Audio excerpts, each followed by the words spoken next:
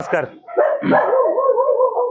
महाराष्ट्र शासनाने पुण्यश्लोक अहिल्यादेवी होळकर कर्जमाफी योजना नुकतीच जाहीर केली आणि कर्जमाफीपेक्षा एवढी प्रसिद्धी केली, परंतु प्रसिद्धीच्या मानाने ही कर्जमाफीची योजना अत्यंत फसवी आहे असं आमचं मत आहे.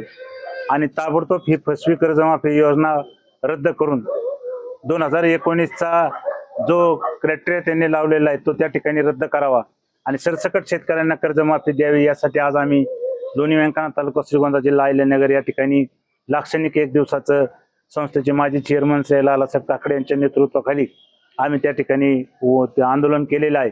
आणि त्याचं निवेदन देण्यासाठी आज आम्ही माननीय तहसीलदार साहेबांकडे, राजेंद्र आबा मस्के असतील, मी असेल, आमच्या संस्थेचे चेअरमन बाळासाहेब थोरात असतील, आम्ही सर्वजण आणि गावातील ग्रामस्थ यांनी आम्ही तहसीलदारांना निवेदन दिलेलं आहे.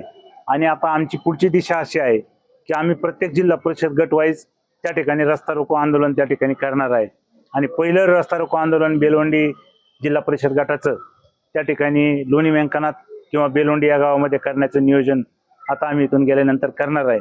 आणि श्रीगोंदा तालुका कृती समितीचे अध्यक्ष आणि शेतकऱ्यांच्या हितासाठी सातत्याने लढा देणारे लोकनेते राजेंद्र आबा मस्के यांच्या नेतृत्वाखाली सुद्धा संपूर्ण श्रीगोंदा तालुक्यामध्ये शासनाच्या फसव्या कर्जमाफी योजनेच्या संदर्भामध्ये आम्ही अतिशय ताकद लावून आमच्या ताकदीने त्या ठिकाणी या सरकारच्या फसव्या योजनेच्या विरोधामध्ये आंदोलनाची भूमिका घेणार आहे. महायुतीमध्ये तरी देखील जी फसवी कर्जमाफी असं म्हणतात, कसं पाहताय? हे महायुतीमध्ये जरी असलं तर शेवटी बघा असं असतं की सोन्याची सुरी असली म्हणून ती काही उरी मारून घेता येत नाही. जरी त्या ठिकाणी सरकार आमचं असलं पण सरकारने एखादा चुकीचा निर्णय घेतला. आता काल तुम्ही पाहिलं असेल की आम्ही महाराष्ट्रातल्या सगळ्या राज्यातल्या बाजार समित्यांचे खूप मोठी मीटिंग राज्यातल्या बाजार समित्यांची पुणे या ठिकाणी आयोजित केली. आणि सरकारने जे राष्ट्रीय बाजाराच्या नावाच्या गोंडस नावाखाली जे त्या ठिकाणी आमचं संचालक मंडळ बरखास्त करून त्या ठिकाणी शासननियुक्त संचालक मंडळ आणलं, त्याच्या विरोधात रस्त्यावरची लढाई करायची तयारी आम्ही त्या ठिकाणी केलेली आहे.